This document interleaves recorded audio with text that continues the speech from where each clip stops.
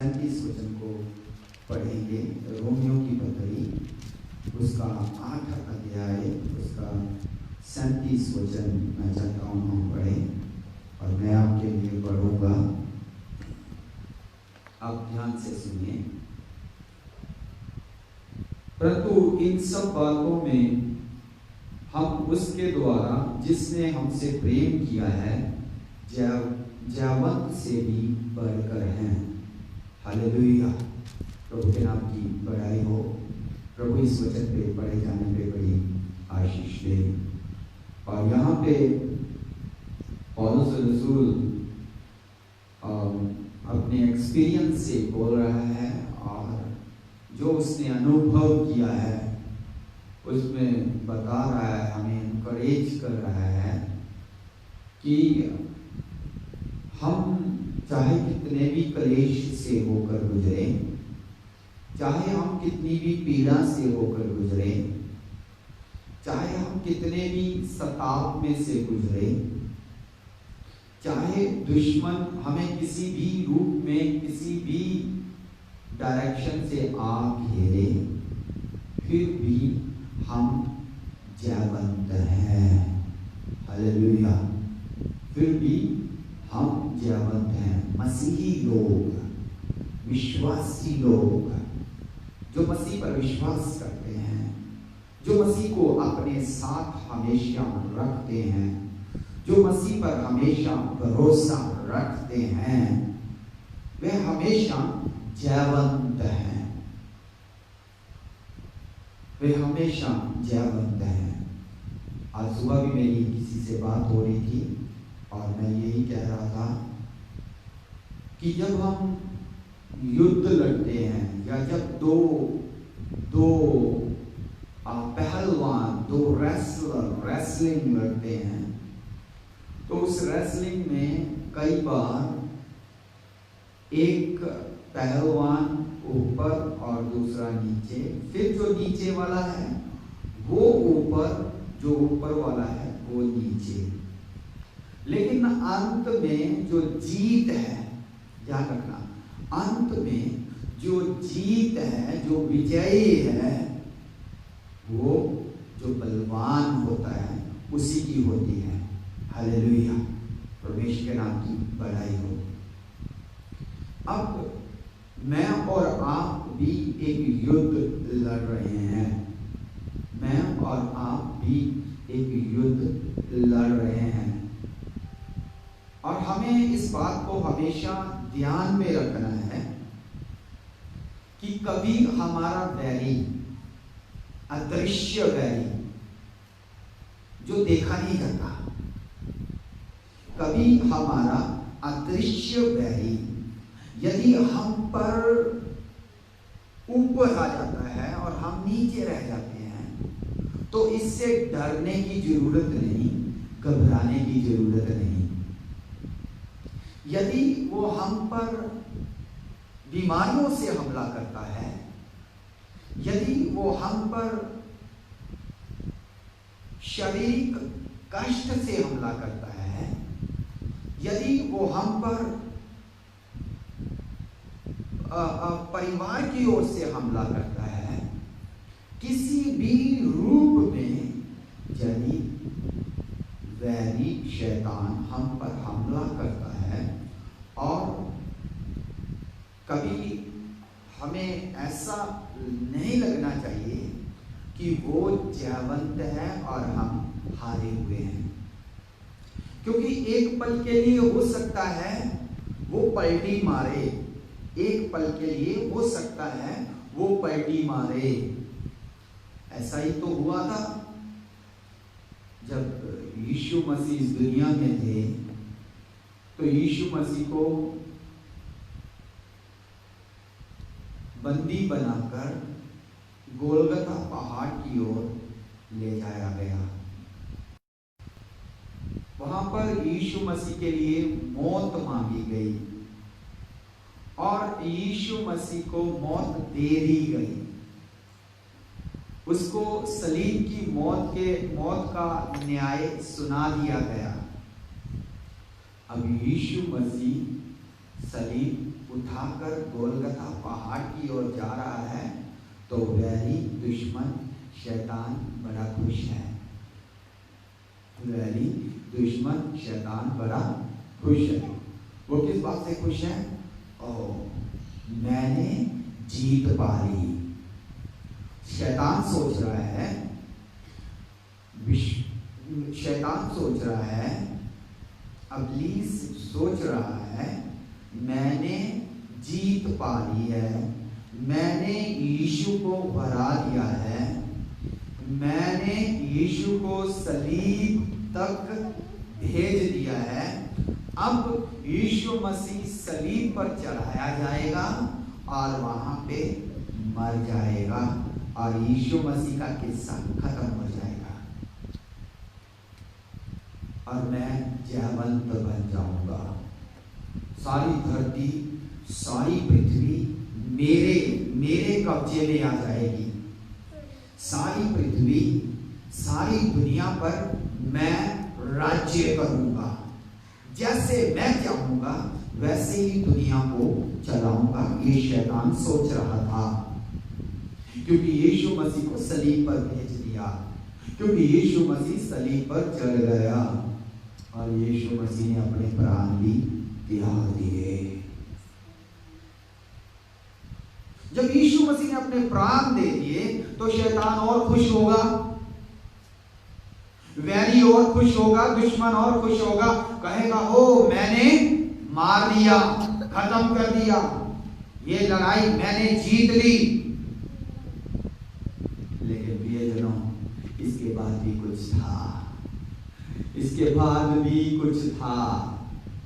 बहुत बार मैं और आप दुख में से, पीड़ा में से, कलेश में से, कष्ट में से, सताव में से गुजरते हैं और हमारा वैरी, हमारा दुश्मन हम पर हमला करता है, जोर जोर से हमला करता है, जोर जोर से हमला करता है और हम उस हमले के नीचे दबते चले जाते हैं और हम सोचते हैं अभी सब कुछ खत्म हो गया।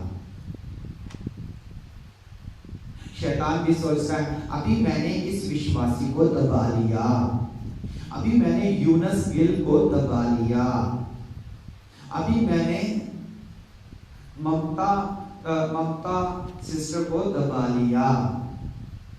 शैतान सोचता है अभी मैंने सक्षम को दबा लिया, प्रिया को दबा लिया, मैंने राजकुमार को दबा लिया, मेरे देखने वाले जो मेरे सामने हैं अभी। शैतान कई बार सोचता है, जब आप ऐसी परिस्थितियों में से गुजरते हो तो शैतान भी सोचता है और आप भी सोचते हो सब कुछ खत्म हो गया। बट रिमेंबर, अभी सब कुछ खत्म नहीं हुआ। आपका काम छिन गया है, आपका जॉय छिन गया है, आपका पीस छिन गया है, आपका आनंद खोया है, आपने शांति खोई है, आपके परिवार में कलह है, आपका पति आपके साथ नहीं बोल रहा, आपकी पत्नी आपके साथ नहीं बोल रही, आप दुख में से जा रहे हो, आप बीमारी में से जा रहे हो। याद रखिए अभी सब कुछ खत्म नहीं हुआ। यीशु मसीह को क्रूस पर चढ़ा दिया, हाथों में पैरों में कील ठोक दिए और अंत में यीशु मसीह ने अपने प्राण भी दे दिए। हम सोच रहे थे और रोमी सरकार सोच रही थी, यहूदी लोग सोच रहे थे, शैतान वैरी दुश्मन सोच रहा था सब कुछ खत्म खत्म खत्म। लेकिन याद रखिए सब कुछ खत्म नहीं हुआ। क्रूस में से उतारा गया, कब्र के अंदर रखा गया, क्रूस में से उतारा गया, कब्र के अंदर रखा गया और कब्र के अंदर में से तीसरे दिन फिर से जी उठा। Hallelujah, praise the Lord. वो क्विकनिंग स्पिरिट, वो जय, वो जीत प्रियजनों यीशु मसीह की थी। वो जय पाया हुआ था, लेकिन एक पल के लिए लग रहा था कि सब कुछ खत्म हो गया। यहूदियों ने सोचा यीशु हार गया, यहूदियों ने सोचा मसीहा मर गया, रोमियों ने सोचा यीशु मर गया, शैतान ने सोचा मसीहा मर गया, लेकिन ऐसा नहीं हुआ। उसके आगे भी कुछ था।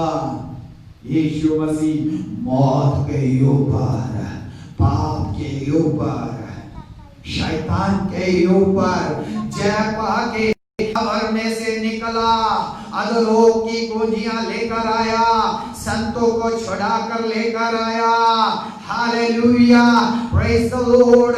मैं आपको बताना चाहता हूँ, यहाँ पर पौलुस रसूल 37 वचन में लिख रहा है और हमें बता रहा है, हमें उत्साहित कर रहा है। 38 वचन या 37 वचन में लिखा है, रोमियों की पत्री 8 अध्याय, रोमियों की पत्री 8 अध्याय उसका 37 वचन, परंतु हम इन सब बातों में उसके द्वारा जिसने हमसे प्रेम किया है जयवंत से भी बढ़कर हैं।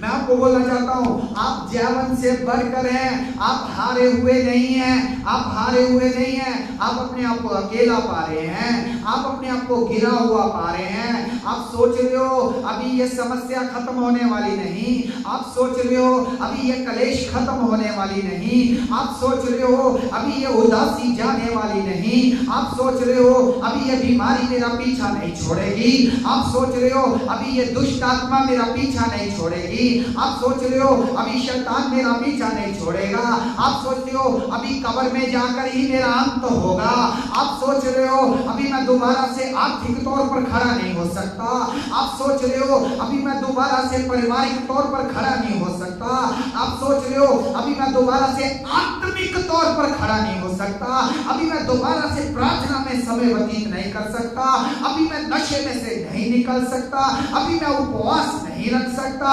आपको बताना चाहता हूं, यीशु मसीह आपसे कहता है, संत पौलुस आपसे कहता है, ये जीवित कलाम आपसे कहता है, आप हारे हुए नहीं, आप जयवंत से बढ़कर हैं, आप जयवंत से बढ़कर हैं, आप जयवंत से बढ़कर हैं,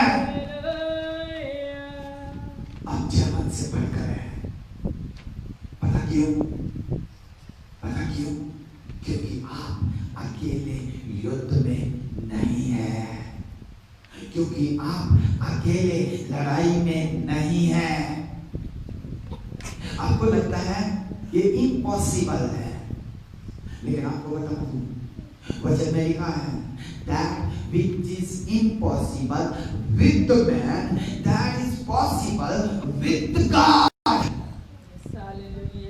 वह जो मनुष्य के साथ असंभव है वह परमेश्वर के साथ संभव है।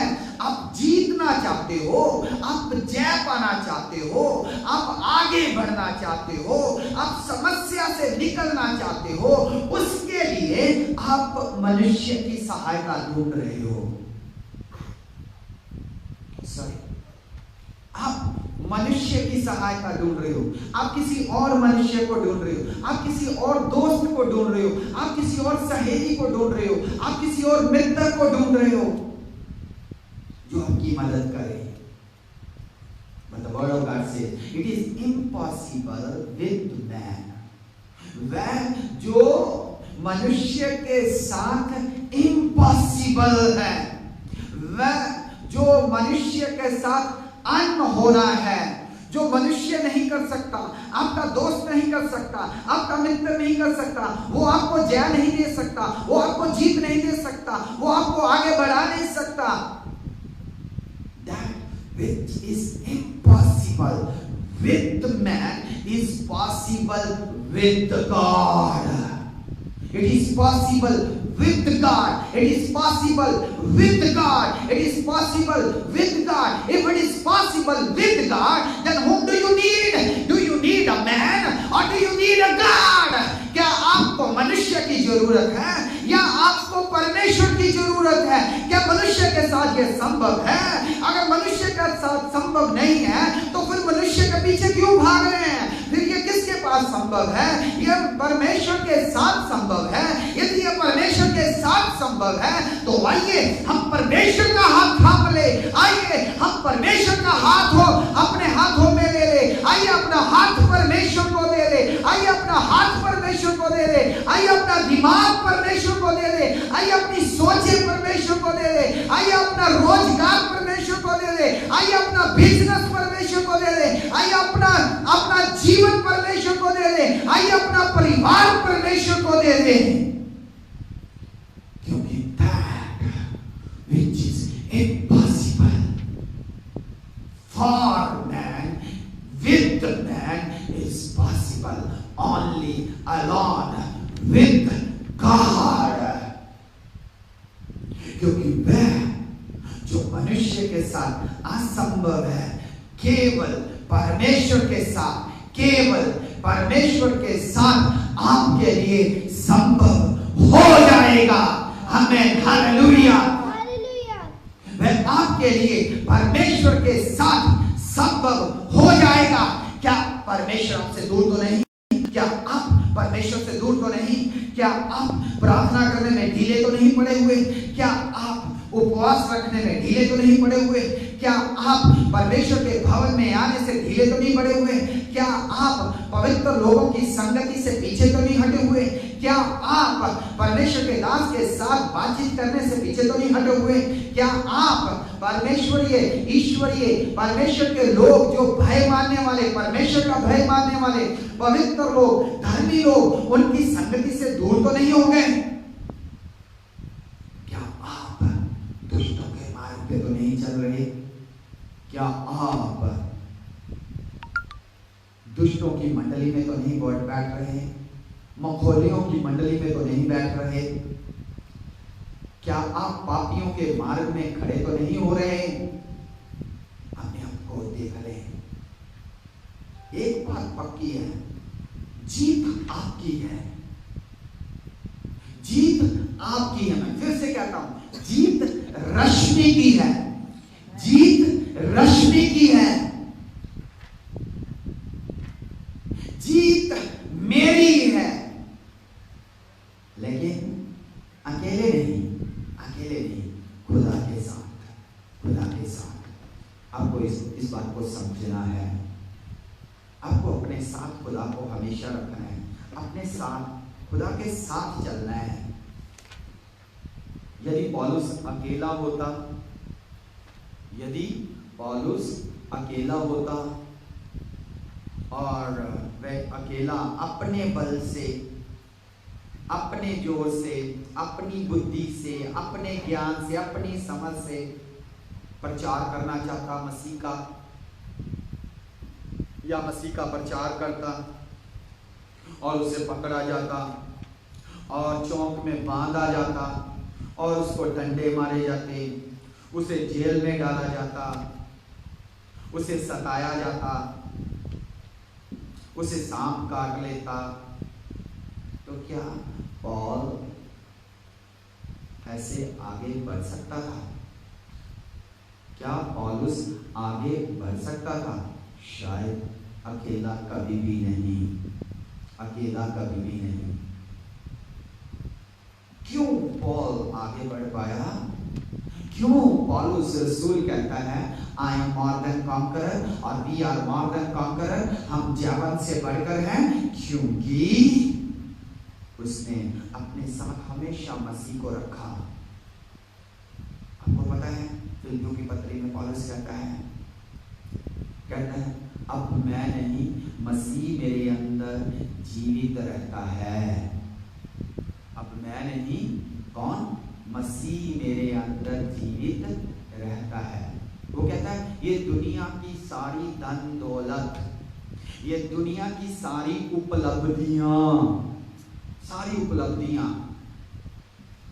मेरे लिए कूड़ा और करकट है। मेरे लिए it is nothing, everything is garbage. मेरे लिए ये कोई मायने नहीं रखता। कहता अब मेरे लिए तो सिर्फ जीना मसीह है और मरना लाभ है। Hallelujah, hallelujah, hallelujah. क्योंकि उसके अंदर, कुलसियों की पत्री में हमने परसों भी पढ़ा था, कुलसियों की पत्री में लिखा है अब जो मसीह मुझ में जीवित है, अब जो मसीह मुझ में जीवित है। जब मसीह मुझ में जीवित है तो फिर मैं हारूंगा? क्या मैं हार जाऊंगा? क्या मैं हारा हुआ बनूंगा? यदि मसीह मुझ में है तो यदि मसीह मुझ में है तो मैं हारा हुआ नहीं, मैं जयवंत हूँ। Hallelujah, hallelujah, hallelujah. हालेलुया। पता क्यों? क्योंकि यूहन्ना की पत्री में भी लिखा है, पहली पत्री में 5 अध्याय जब हम पढ़ते हैं, वहां लिखा है वह जो तेरे अंदर है, वह जो तेरे अंदर है, the one who lives in you। कौन रहता है आपके अंदर? कौन रहता है? मसीहा, प्रभु यीशु। कौन रहता है? बोलिए, कौन रहता है? यीशु। कौन रहता है? यीशु, मसीहा। लिखा है the one who lives in you, वह जो तुम्हारे अंदर जीवित रहता है, वह उससे जोरावर है, वह उससे ताकतवर है, वह उससे बलवान है, वह उससे बढ़कर है जो इस संसार में तुम्हारे खिलाफ है। वाह, हालेलुया, हालेलुया। आपका परमेश्वर, आपका प्रभु यीशु, आपका मसीहा उससे बढ़कर है, उससे बलवान है, उससे जोरावर है, जो आपके इर्द गिर्द आपको घेरा डाले हुए है।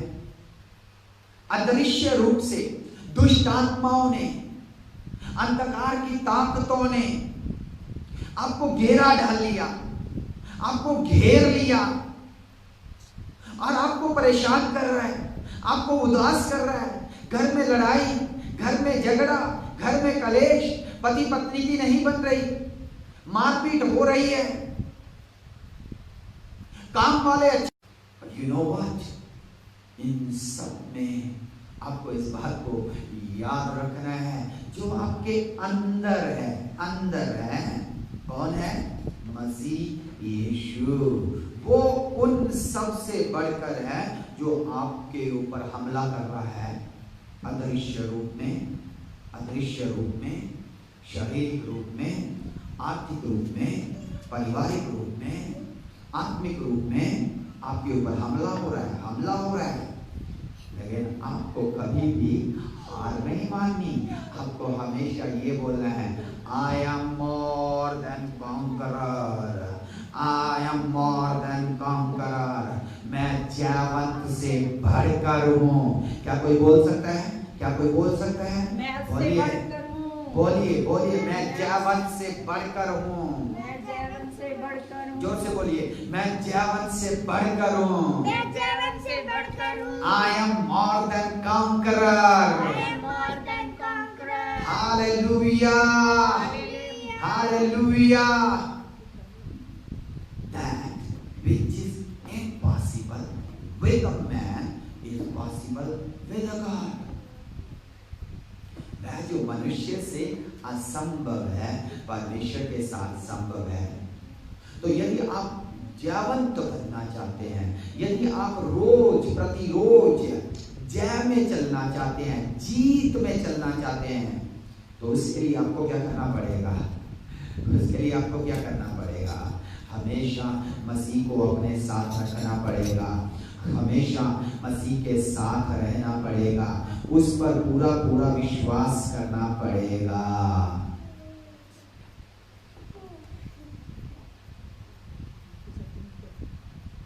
बुक ऑफ एक्सोडस, निर्गमन की पुस्तक 17 अध्याय 8-9 वचन,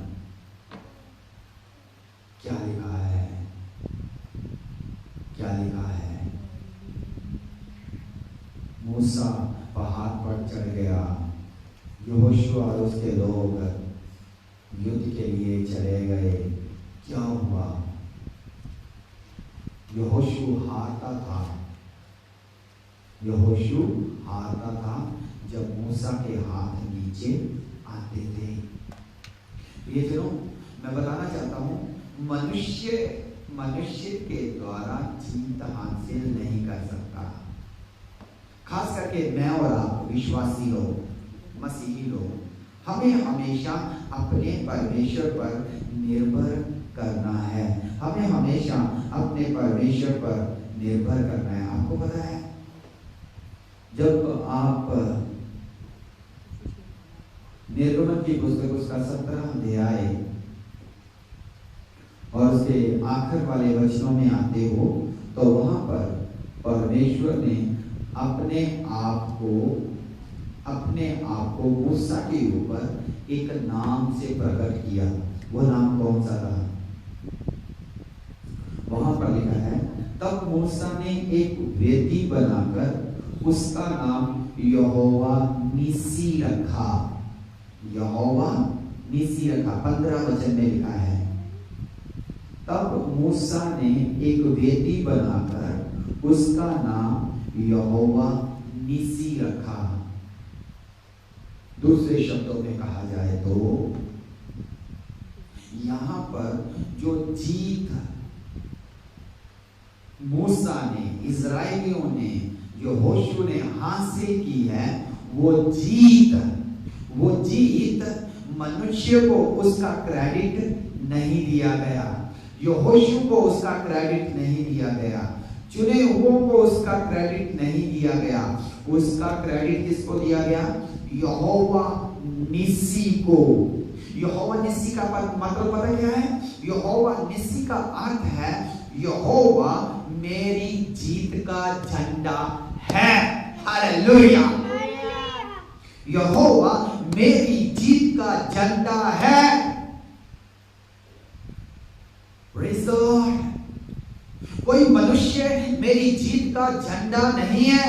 किसी मनुष्य के द्वारा, तलवार के द्वारा, धन के द्वारा, दौलत के द्वारा या किसी ऐसी वस्तु के द्वारा मैं और आप जयवंत नहीं बन सकते।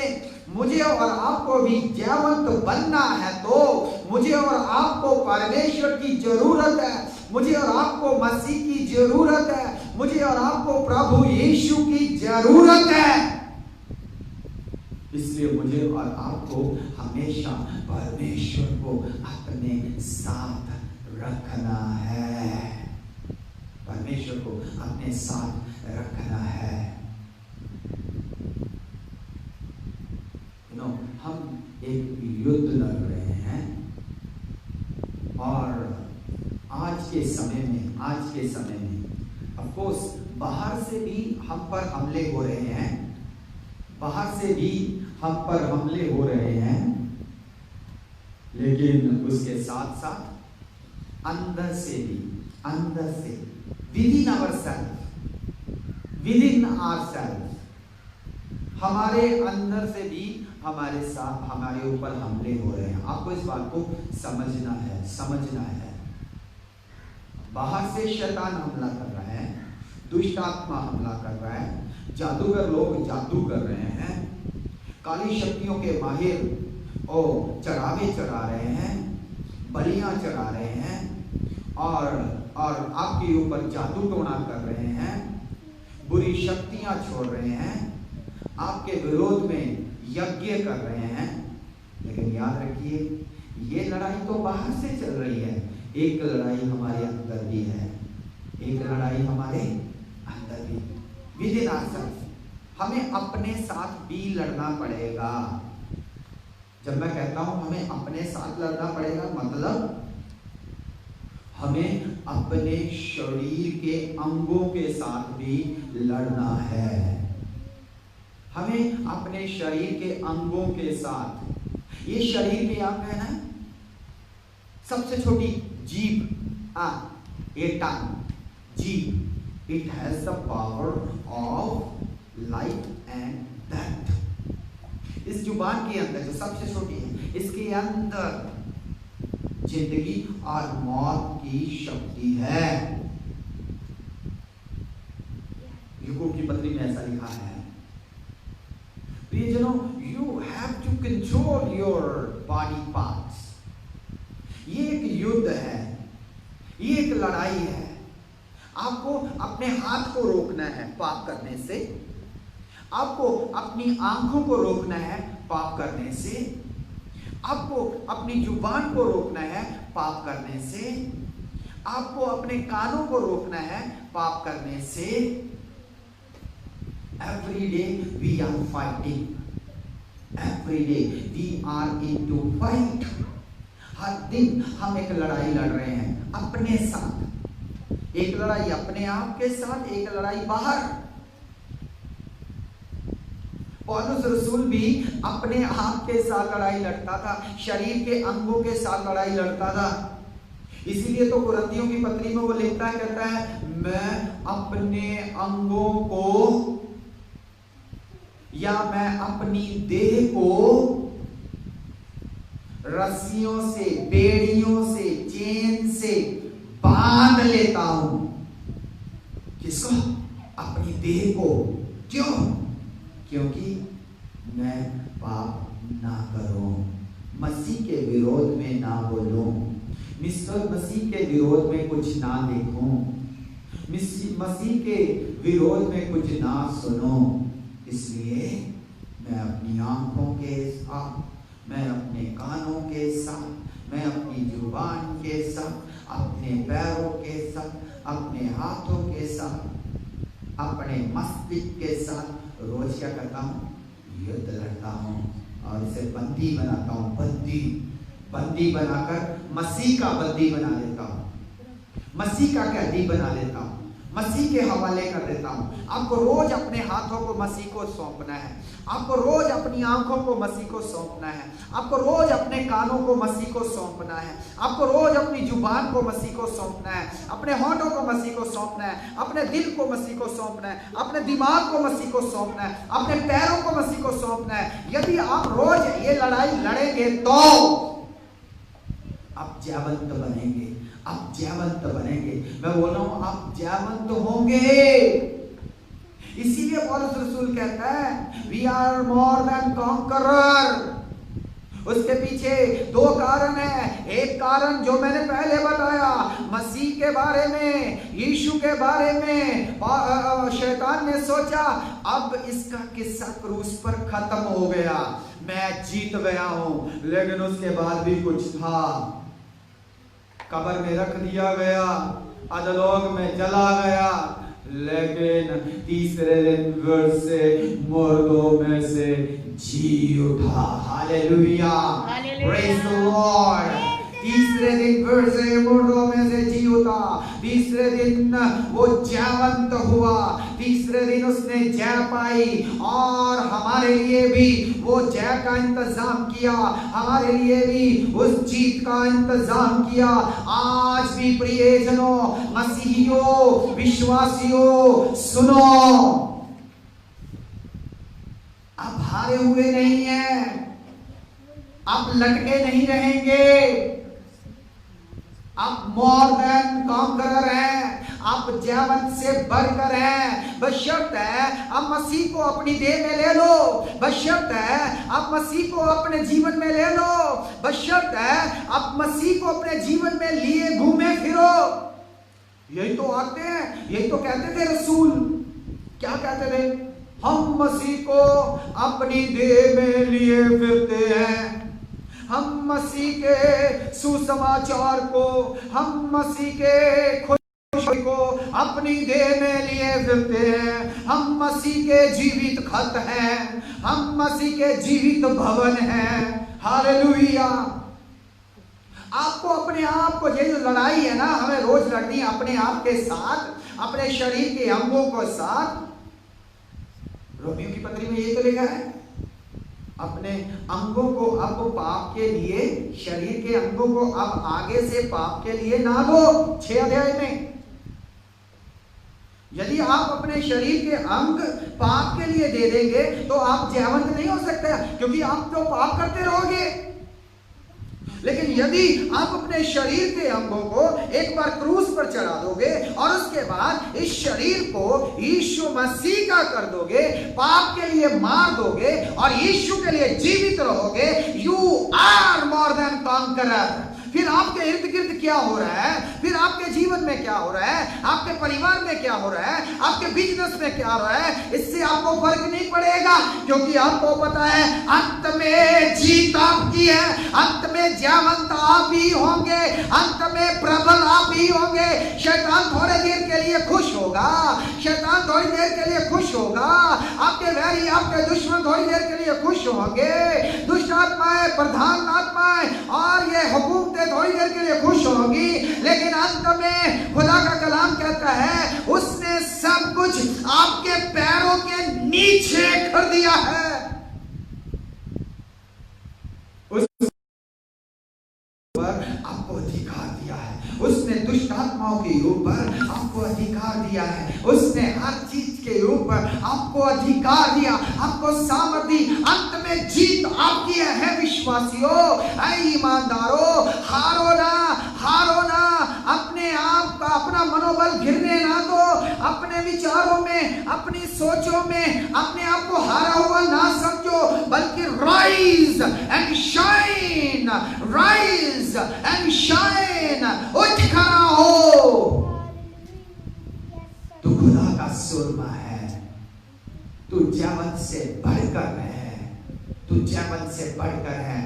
आज जितने मुझे देख रहे हैं, जितने मुझे सुन रहे हैं या बाद में सुनेंगे, आप किन समस्याओं से भिड़े हुए हैं, आप कौन सी लड़ाई लड़ रहे हो, आप कौन सा युद्ध लड़ रहे हो, आपको बताना चाहता हूं इस युद्ध में यदि आप मनुष्य की ओर देख रहे हो, मनुष्य की मदद ढूंढ रहे हो, तो you will never be conqueror, आप कभी भी जयवंत नहीं होंगे। बट इफ, लेकिन यदि आप मसीह की ओर ताक रहे हो, आपने मसीह को अपने साथ रखा है, आप मसीह को अपनी देह में लिए फिर रहे हो, आप मसीह को अपने साथ रखते हो, यदि मसीह आपके अंदर है, यदि आपका जीवन मसीह है, तो आप कभी भी हारोगे नहीं। रेचल सिस्टर, आप कभी भी हारोगे नहीं, आप जयवंत बनोगे, आप जयवंत हो, आप जयवंत रहोगे, क्योंकि मसीह यीशु आपके अंदर है। Hallelujah, praise the Lord. खुदा आपके साथ है। We are more than conqueror। याद रखें, याद रखें, आप जयवंत से बढ़कर हैं। रोज आपको अपने आप से युद्ध लड़ना है, रोज आपको अपने आप से युद्ध लड़ना है, और इस युद्ध में आप अकेले नहीं हैं। कभी भी अपने आप को अकेला नहीं समझना, आप अकेले नहीं हैं, आपके साथ खुदा है, आपके साथ यीशु है, आपके साथ उसका पवित्र वचन है, आपके साथ प्रभु का पाक रूह है, आपके साथी जो आपके विश्वास वाले हैं, जो यीशु मसीह पर विश्वास करते हैं, जिन्हें खुदा ने प्रार्थना का बोझ दिया है, वो भी आपके साथ हैं, वो भी आपके लिए उपवास कर रहे हैं, वो भी आपके लिए प्रार्थनाएं कर रहे हैं। आप अकेले नहीं हो युद्ध में, आप अकेले नहीं हो लड़ाई में, खुदा आपके साथ है, खुदा का आत्मा आपको दिया गया है, खुदा का वचन आपको दिया गया है, खुदा का दास आपको दिया गया है, कलीसिया के भाई बहन आपको दिए गए हैं। Hallelujah, hallelujah. फिर आप कैसे हारोगे? आप कभी भी हारोगे नहीं, आप जयवंत ही रहोगे। आइए अपनी आंखों को बंद करें, प्रार्थना की हालत में हो जाएं और कहें, मैं जयवंत से बढ़कर हूँ, मैं जयवंत से बढ़कर हूँ। Hallelujah, praise the Lord. अपना मनोबल गिरने ना दें, अपने मन से कहें, हे मेरे मन, तू क्यों गिरा जाता है? अपने मन से कहें, हे मेरे मन, तू क्यों व्याकुल है? अपने मन से कहें, हे मेरे मन, तू दुखी क्यों है? अपने मन से कहें, हे मेरे मन, तू उदास क्यों है? सुन, तू हारा हुआ नहीं है, तू मसीह में जयवंत है, तू मसीह में जयवंत से भी बढ़कर है, क्योंकि मसीह हमारे अंदर है, मसीह हमारे अंदर है। आइए प्रार्थना में हो जाएं और हम प्रार्थना करें। हे सर्वशक्तिमान जीवित परमेश्वर, हम आपका धन्यवाद देते हैं इस समय के लिए जो आपने हमारे जीवनों में दिया। आप खुदावंद, आज की सुबह हम फेसबुक पर लाइव होकर अपने भाई बहनों के साथ मिलकर आपके नाम की तारीफ करें, आपके नाम की स्तुति करें, इसलिए आपका धन्यवाद करते हैं। हाँ खुदावन, हमारा उठना बैठना चलना फिरना और हमारे रोज की लड़ाई जो हम आत्मा में लड़ रहे हैं, शरीर में लड़ रहे हैं, आप जानते हो। और खुदावन हम इस बात को जान गए हैं कि हम इस लड़ाई में अकेले नहीं हैं, और हम इस बात को जानते हैं वह जो हमारे अंदर है वह उससे बढ़कर है जो हमारे विरोध में लड़ रहा है। अरे खुदावन तेरे नाम की बड़ाई हो। हम अपने शरीर के अंगों को, हम अपने शरीर को, हम अपनी आंखों को, हम अपनी जुबान को, हम अपने हाथों को, पैरों को, कानों को, एक एक अंग को आपको ही सौंप देते हैं ताकि हम आपके विरुद्ध पाप ना करें। आपने हमारी प्रार्थनाओं को सुना, आपका धन्यवाद प्रभु यीशु मसीह के पवित्र नाम से, आमीन आमीन। खुदा बाप की मोहब्बत, प्रभु यीशु मसीह का अनुग्रह, पवित्र आत्मा की सहभागिता इस छोटे छोटे के साथ और फेसबुक की फैमिली के साथ और दुनिया के सब भाई बहनों के साथ अब से लेकर मसीह की दूसरी आमद तक हो रही। आमीन आमीन। God bless you all. धन्यवाद कि आप हमारे साथ ऑनलाइन फेसबुक पर हुए और आपने इस इबादत का हिस्सा बन के प्रभु के नाम की बड़ाई की है। प्रभु आपको बड़ी आशीष दे, प्रभु आपके साथ हो। प्रभु करे आज के वचन आपके लिए बहुत सारी आशीष लेकर आए। जल्दी ही आने वाले दिनों में प्रभु ने चाहा तो हम भवन में इकट्ठे होंगे, क्योंकि सरकार की तरफ से हरी झंडी दे दी गई है। तो हम जल्दी ही भवन में इकट्ठे होंगे। आपको बताऊंगा कि हम कब इकट्ठे हो सकते हैं। सो प्रभु आप सबके साथ हो, प्रभु आप सबको आशीष दे। सब प्रार्थना में बने रहें। और बुधवार और शुक्रवार को जो ऑनलाइन प्रेयर चलती है, दूसरी ऐप है, आपको पता है, आप में से कई लोग हमारे साथ शामिल होते हैं।